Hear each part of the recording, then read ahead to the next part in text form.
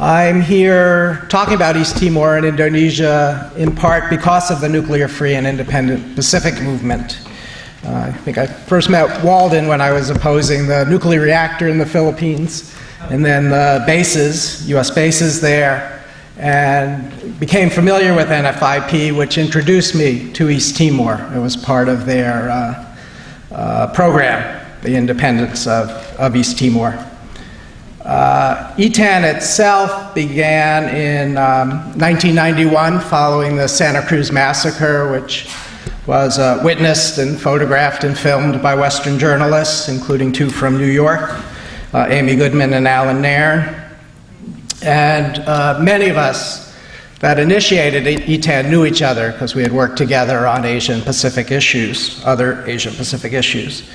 And when we gathered, we looked at what was the weak point. What could we do to change U.S. policy? That we felt, the U.S. was crucial, not only in the invasion and occupation of East Timor in 1975, when Henry Kissinger and President Ford gave an explicit go-ahead the day before the invasion was launched. But and so what could we do to change U.S. policy? And we decided to focus on the U.S. assistance to the Indonesian military. And our theory was that Indonesia and the U.S. would value that relationship far more than they would value the continued occupation of East Timor. And I think that was largely borne out. And through the 1990s, in Congress, primarily, there were gradual cutoffs of pieces of U.S. Military assistance. The first victory came relatively quickly. There was a ban on IMET, which is a program that brings officers to the U.S. for training. And then there were similar cutoffs either at the initiation of Congress or in response to threats from Congress, where the administration would respond by further restricting assistance to the Indonesian military and police in because of human rights violations in Timor. Eventually, by 1999, Suharto fell in 1998, and negotiations at the UN moved towards holding a referendum. The UN conducted that referendum in August 1999. The East Timorese voted overwhelmingly for independence, and as a last gift, shall we say, to the East Timorese, or punishment, the Indonesian military and their militia allies literally destroyed most of East Timor. About 75% of the infrastructure was destroyed. And as that was happening in the first week of September, President Clinton, as he was traveling to the APEC summit in New Zealand, would announce further and additional restrictions on U.S. aid to Indonesia, and especially to the military, where his last announcement was everything was cut off. And Congress put some of that into law, and East Timor, as we know, the Indonesian military agreed to withdraw, agreed to honor the referendum. The UN ruled, essentially, East Timor for a few years, and East Timor became independent, the independent country, Democratic Republic of Timor-Leste, in May 2002. And part of that destruction was also a signal to particularly Aceh and West Papua that this fate might await you should and when you really push for your independence. But we can see the U.S. influence that in the end, Indonesia wanted that relationship, and when that military relationship was threatened, Indonesia responded. So since East Timor's independence, the trend has been the reverse. Gradually, U.S. security assistance has been restored to Indonesia. The first things were things like funding radar in northern Indonesia to help fight piracy, was the official reasoning. After the Bali bombing and 9/11 here and then the Bali bombing in 2002, anti-terrorism assistance became the justification for increasingly helping Indonesia's security forces. And then with the 2004 tsunami in Aceh, we needed to help the Indonesian military act to provide humanitarian assistance for the many natural disasters that inflict the archipelago. And so, and this is at a time when, yes, there were some reforms had happened with the Indonesian military. The human rights situation in general in Indonesia is certainly much improved, but there had been and still is almost no accountability for past human rights abuses in Timor, in West Papua, in Indonesia itself, and the prospects for those remain distant, and impunity for current and ongoing human rights abuses by the Indonesian police and military also generally continues. The difference is occasionally they acknowledge something wrong when had happened. Occasionally they prosecute a low-level soldier and give him a relatively light sentence. So there was this gradual restoration of U.S. military assistance. Sort of the last piece was the lifting of the ban on engagement with Kopassus, the Indonesian Special Forces, in 2010, but that has even gone slowly. It still has not resulted in training for Kopassus. The U.S. funded a counterterrorism force called Detachment 88, which philosophy is shoot first and ask questions later, and has acted against radical Islamists in Indonesia, but against pro-independence and other activists in West Papua who are also treated as terrorists. So Suharto is gone. That's good. East Timor is independent. Timor-Leste, that's great. But, and the impression is that Indonesia is this democracy, religiously tolerant, a beacon of hope for the Islamic world. It's the largest majority Muslim country.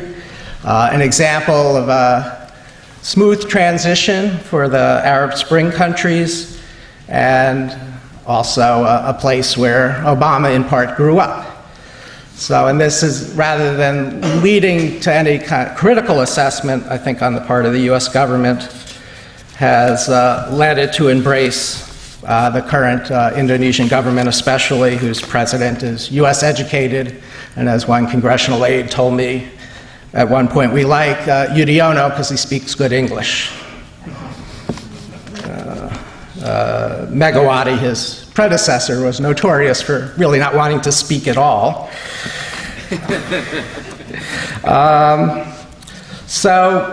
About 10 days ago, the Congressional Tom Lantos Human Rights Commission held a hearing on human rights in Indonesia.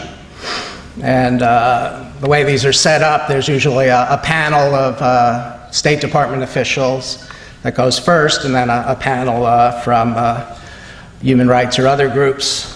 And the State Department officials were quite, I think, in some ways surprisingly, but they couldn't avoid it, quite blunt about the continuing human rights problems in Indonesia. The State Department's annual reports on human rights and on religious freedom had just come out, and those were, I think, fairly honest documents for the most part, though they tended to characterize all the abuses they were chronicling as exceptions to the rule. And the majority of those were documenting an increasing religious intolerance in tolerant Indonesia, and majority of the police and military abuses and violations are taking place in West Papua, where I think particularly over the last 2 or 3 years, things have actually gotten worse in terms of the repression in West Papua after some improvement in the post-Suharto years. And Congressman McGovern, who was chairing the meeting, asked the State Department officials that, what leverage did the U.S. have to change Indonesia's behavior. And he went into a spiel how Indonesia is now seeking prestige, seeking its place in the world as a leader. It's the fourth largest country by population. Like I just said, the U.S. sees it as this great entree and leader in Southeast Asia and in the Islamic world. Of course, Indonesia has always sought that role and has often played that role, for example, as a founder of the non-aligned movement, and even as it became increasingly allied to the U.S., it continued to play that role. Then in the second panel, the representative from Amnesty International started off by saying, yes, the State Department always says the right things, but does nothing. And so that's clear to us as well that, yes, the U.S. has become very good, and we encourage them to continue to do so in criticizing both particular incidents of rights abuses, especially in West Papua, but also criticizing those involving religious intolerance and other violations of human rights, but has this very, I think, deliberate amnesia about what the real leverage that the U.S. has to address those abuses. And it's not telling what Indonesia should do, it's controlling the U.S.'s own actions by what assistance it provides to the people that are carrying out these violations of human rights, that carried them out on a much more massive scale in 1965 when the U.S. assisted and endorsed the coup that overthrew Sukarno and brought Suharto to power. In terms of West Papua, President Kennedy pretty much engineered the transfer of the UN administration of West Papua to Indonesia, and then Kissinger, his name crops up a lot, in 1969 when the Act of Free Choice, or as the Papuans like to say, the Act of No Choice, it was used as the excuse to fully integrate West Papua into the Indonesian state. So Joe mentioned the meeting in Singapore called Shangri-La for some reason. It's not my idea of any utopia, having a bunch of defense ministers meet together, or war ministers. And out of that meeting, Hagel met, of course, with Indonesia's defense minister, and according to the official readout from the Pentagon, quote, reaffirmed the importance of deepening ties and reviewed progress made in recent years to increase exercises and training. And Hagel recalled the importance of human rights. So there, again, remember to kind of mention there's a concern about human rights as a prerequisite for deeper military ties, and, quote, discussed support for Indonesia's military modernization, including foreign military sales. So in other words, providing Indonesia with more equipment, more training, and more joint exercises. And particularly troubling in recent years is the U.S. support for Detachment 88, the counterterrorism police, the renewal of engagement with Kopassus, and one of the leading candidates for president. They have elections next year, is Prabowo, who is a former head of Kopassus and has bragged about his role in Timor, in crackdowns in Jakarta in 1998 before Suharto fell. Said, pretty much that's what needed to be done at the time. And also worrying is the U.S. is planning to sell attack helicopters, which essentially carry two people, a lot of guns and missiles, and in no way can kind of be construed as anything that would assist with humanitarian relief or peacekeeping or any of the other ways that the U.S. has tried to, I guess peace wash was the term I thought of yesterday, peace wash the Indonesian military.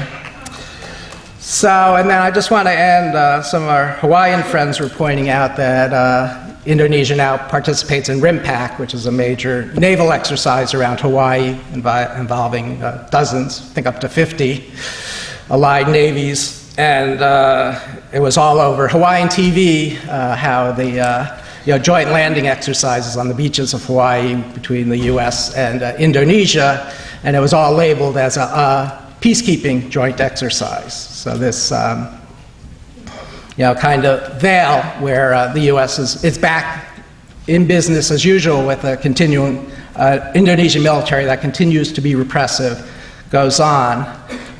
As a last point, when we began in the early 1990s, one of the arguments we heard most often was not that there weren't terrible things happening in East Timor, but we needed the Indonesian military as a bulwark against China. That China was the big threat to the region, and Indonesia was going to help the U.S. Of course, that ignored the fact that the Indonesian military is and was almost totally internally directed at repressing its own people. And now we're back here again here in 2013 with the Pacific pivot, and it's again, Indonesia is going to play this role of helping the U.S. counter China in the region. And so I guess just as personally for me, what comes around goes around. I'm back in a gathering of Pacific activists, and glad to see a tremendous amount of Pacific activism ongoing. Distressed at how much still needs to be done, of course. But with U.S. policy, it also comes around, and it's sort of the same old rationales, but that cover essentially an ongoing support for an institution that remains extremely repressive, especially in the Pacific island part, if you will, of Indonesia, West Papua. Thank you.